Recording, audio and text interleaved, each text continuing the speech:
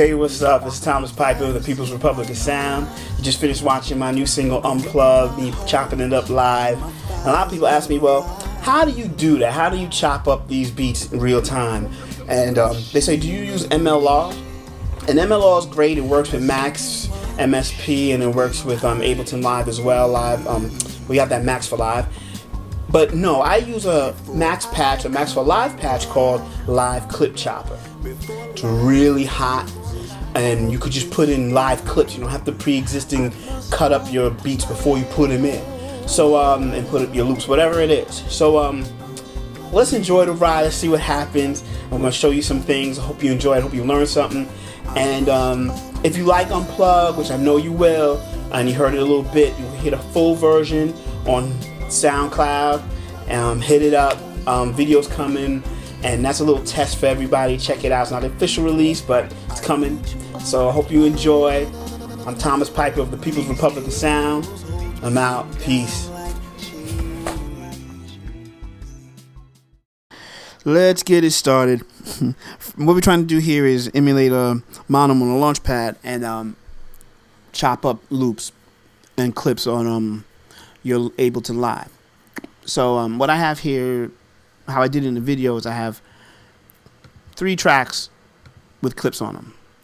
This 4th track is the whole song, and it has the vocals or backgrounds. If you're doing a show, you can have it just having the backgrounds.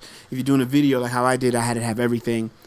But I'm not going to chop that up. This has no drums, no bass. Here I have the bass, and I have the drums. And these are the 2 clips that I'm going to chop up. And see, this is a 1 bar, and the bass is a 4 bar loop. Okay, so to set it up, first thing you have to do is make sure that the RAM button is clicked on the tracks that you're going to chop. It has to put it in the RAM so that it can move a lot faster. It'll chop it without putting it in RAM and running off the hard drive, but it'll be slower. So do it with the RAM. It works a lot better. It's more stable. Next thing is you go to your preferences, audio tab, and make sure your buffer size is 128 or lower if you can. I mean, it works. It works at 512. It works at 256, depending on your computer, but it works better and it's more responsive when you're hitting the pads. The lower the buffer size. Okay. Next thing, you need 2 Max for Live patches, Mono, EMU, and Live Clip Chopper. First one I'm going to put in is the Live Clip Chopper. I'm going to put it to the far right, and the farthest right. And the reason I put it to the far right is because it chops all the loops to the left.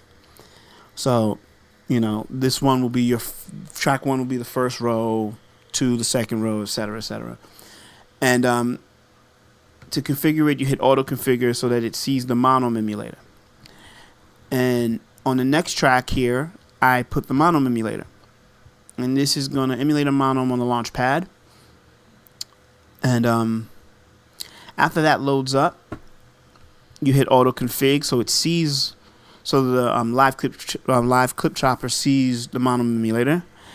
It's set for default to 256 size buttons. That's 4 Launchpads, or if it was a real Mono, it would have been a 256 button Mono. But we have 1 Launchpad, so we're going to set it for 64. We're going to hit LP1, and you're going to see it sets up to user 2. And then you're going to hit play to see if it sees it, and it usually doesn't.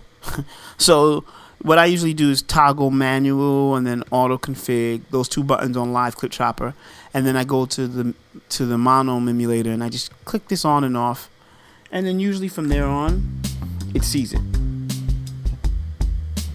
And now it's working. Now you can mash buttons to your content.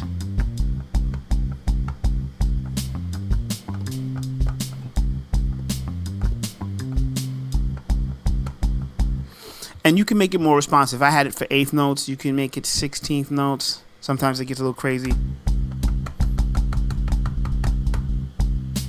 However you want to do it. Now you can also record into the arrange view what you chop. So I'm gonna hit record on Ableton. Hit play.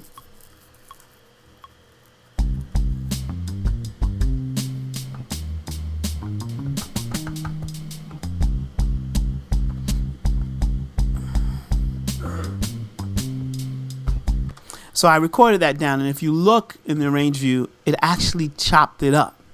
This is great if you're making a beat and maybe you want to do chops and you don't want to cut it up by editing it. It'll just do it on its own. And this is it actually chopped it up, and you can edit this, make one longer or make one shorter.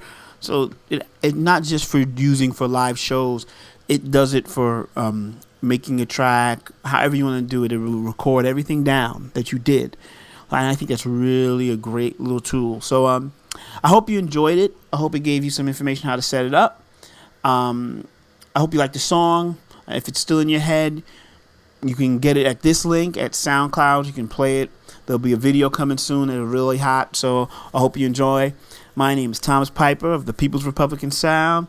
Have a good time. Peace.